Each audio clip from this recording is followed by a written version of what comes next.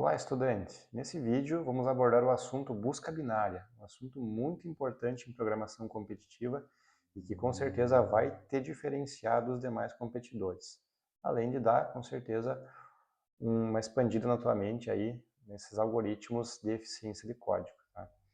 Pessoal, qual que é a grande sacada da busca binária? Tá? Ela está justamente em encontrar valores em vetores ordenados. Vamos escrever isso aqui. Encontrar valores. No caso, a posição desse valor em vetores ordenados, tá? Isso é bem importante, tá? Então, vou aqui, ó, ordenados. Olha que interessante, pessoal. Normalmente, em enunciados de questões de programação competitiva, em que você pode aplicar uma busca binária, ele já vai te falar assim, olha, essa questão, os valores de entrada são ordenados, ou determinado parâmetro, determinada variável ali vai ser ordenado. Então isso já pode acender a mente em vocês, né, de enquanto estiverem resolvendo, buscar por essas palavras, né, ordenação, né, a própria palavra crescente, decrescente. Isso pode indicar busca binária. Né? Seja como solução principal, seja como um auxiliar na solução do seu problema, né? Então vamos pensar um pouco como é que isso funciona, tá? Se você ainda não viu a aula de notação Big O, ela é bem importante, tá? Ela é um requisito para essa aula aqui. Se ainda não viu, peço que volte, veja essa aula e depois retome aqui.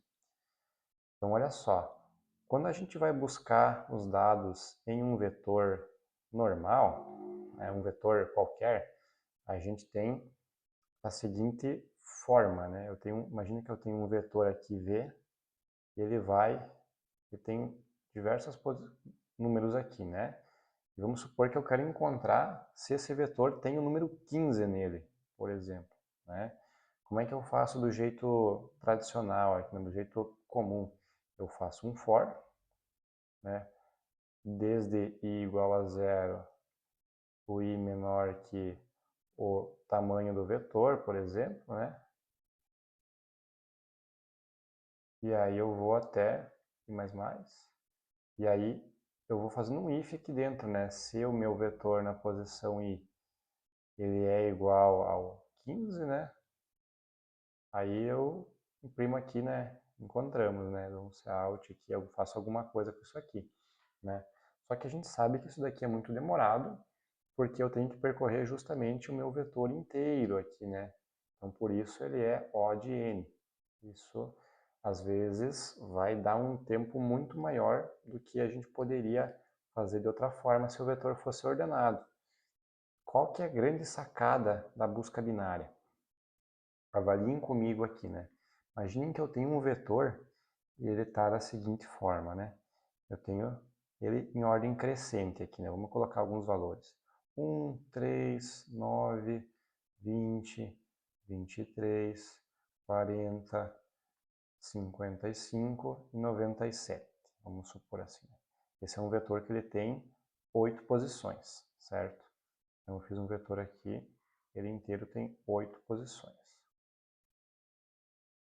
Se eu quiser encontrar, por exemplo, esse número 40 aqui, né? Eu quero ver se o vetor tem um 40 e dizer qual posição que ele tem. Se eu fizesse da forma tradicional, eu iria olhar para o 1 aqui, perguntar, você é o 40? Ele vai dizer, não. Vou olhar para o próximo, 3, você é igual a 40? Não. E assim sucessivamente. Então eu ia fazer N operações para fazer isso, né? N operações. Porém, você percebe que ele está ordenado. Então você concorda comigo que se eu, por exemplo, pegar metade desse vetor aqui, vou pegar uma outra cor aqui para a gente desenhar, você concorda comigo que se eu olhar, por exemplo, para metade do vetor aqui, ó, dividir ele no meio, e se eu perguntar, por exemplo, para o primeiro elemento aqui, antes do que eu dividir, né? Eu perguntar direto para esse 20 aqui, ó. 20, você é igual a 40? Se ele disser que não, tudo o que vier antes do 20 não vai ser igual a 40, concorda? Porque ele está ordenado, né? Então, e aí eu posso fazer a mesma coisa sucessivamente, né? Ah, agora eu trabalho só com essa parte da direita aqui, né? Vou fazer o quê? Agora eu vou ter o meu vetor simplesmente com 23, 40, 55 e 97. Agora eu vou fazer a mesma coisa, dividir ele aqui. E aí eu vou olhar para esse valor aqui. 40, você é igual a 40? Opa, sim, sou igual a 40. Né? Logo eu já obtive o meu resultado neste caso, e aí eu acabo por aqui. Né? Por coincidência, esse valor aqui foi encontrado na segunda vez. Né? Nós vamos supor que a gente quer o 55, né? Em vez de pegar o 40, a gente faria o quê? Né? Eu tenho aqui, vou apagar aqui a seleção. Vamos dizer que a gente quer agora o 55 aqui, né? Se eu fizesse com o 55, eu ia olhar para cá, vou perguntar, 40, você é o 55? Não. Então todos esses caras aqui acabam e eu vou trabalhar só com 55 e 97. Né? Eu divido na metade, olho para cá, 55 é igual a 55? Sim. Né? Então percebam que, por exemplo, se eu quisesse o 55 aqui, que ele está na 7ª posição, eu fiz aqui ó, uma etapa, 2 etapas para chegar aqui, e pronto. Né? Em basicamente 2 etapas aqui, talvez uma terceira, se fosse o caso, para manter só o 55, tá? Então, 3 etapas aqui, vamos colocar, eu já cheguei no valor. Então, qual que é a grande sacada da busca binária, né? Em um vetor ordenado, eu divido ele em metades iguais, vamos escrever isso, e vou validando se o extremo, e algum extremo dela, corresponde ao meu valor ou não. Né? Vamos colocar isso. É bem importante. Então, vou colocar numa cor com maior contraste aqui para você, meu aluno. Vou colocar aqui o seguinte. Ó, dá um capricho aqui na cor. Então, em busca binária,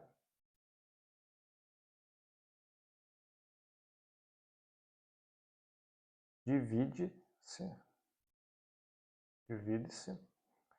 o vetor em metades iguais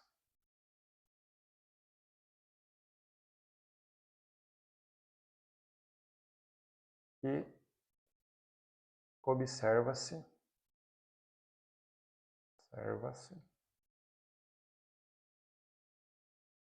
o valor do extremo. Né?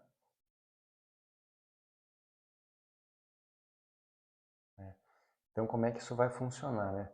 A gente pode fazer de duas formas. Ó, eu tenho o vetor aqui, eu vou dividir ele na metade sempre. Eu posso olhar tanto a parte da esquerda e olhar o valor máximo, certo? Que vai ser esse cara aqui. Quanto eu posso fazer olhando para a direita, né, que é aqui, e olhar o valor mínimo, né, que vai ser esse cara aqui. Eu posso trabalhar das duas formas, né? Por exemplo, nesse caso aqui, eu fui cortando e olhando sempre, perguntando para esse cara, né? Então eu perguntei para o 20, ou seja, o valor máximo da esquerda, depois olhei para cá, e aí olhei para cá. Mas eu poderia ter feito a mesma coisa para cá, né? Olhando o 23, e aí olhando, bom, o 23 ele é maior ou menor? Aí eu olho para ele e vou fazer a eliminação da mesma forma, tá? Então, a gente pode fazer desses dois formatos. E aí, claro, né, se eu tiver um vetor com posições ímpares, né, por exemplo, se eu tivesse 1, 3, 5, 7, 9, né, aí aqui eu vou olhar direto para o valor do meio, né, daí se o valor do meio for maior ou menor, daí você define aqui, né, qual intervalo que você vai pegar, né. Posso pegar tanto esse intervalo aqui quanto este, né? Ou dependendo do caso, eu posso já ignorar esse meu valor do meio, tá? Até melhor nesse caso, né? Se for, por exemplo, se eu quisesse encontrar o número 3, né? Eu ia perguntar para esses 5 aqui, bom, você é maior do que 3? Ele vai dizer sim. Bom, então com certeza esse 5 e tudo que vem depois dele, ele cai fora. Então eu vou trabalhar só com essa parte. Aí eu caio justamente na parte dos dois, né? Aí eu faço essa divisão no meio e posso trabalhar com as duas formas, né? Ou com a esquerda ou com a direita. Se eu trabalhar com a direita aqui, eu vou olhar para esse valor, o 3 é igual a 3, sim. Então eu tiro esse 1 e aí eu chego no meu resultado, né? Eu vou ter uma posição aqui em que ele é igual. Beleza, pessoal? Então, essa é a ideia da lógica da busca binária. Eu tenho aqui, então, em vetores ordenados, ou seja, crescente ou decrescente. Em vez de eu fazer uma busca de O de N, eu vou fazer uma busca binária, né? Ou seja, cada vez que eu vou executar, eu divido pela metade esse valor, né, de quantidade de operações que eu tenho que fazer. Então, por isso que ele vai ter uma notação Big O de log de n. Então, vai ser O de log n. Por quê? Porque a cada vez eu vou dividindo pela metade. Então, em vez de eu crescer o meu vetor assim, né, quando mais valores, mais é o custo, aqui não. Eu vou ter que, se eu dobrar a minha quantidade de valores, eu vou adicionar só uma etapa a mais, porque eu estou dividindo pela metade.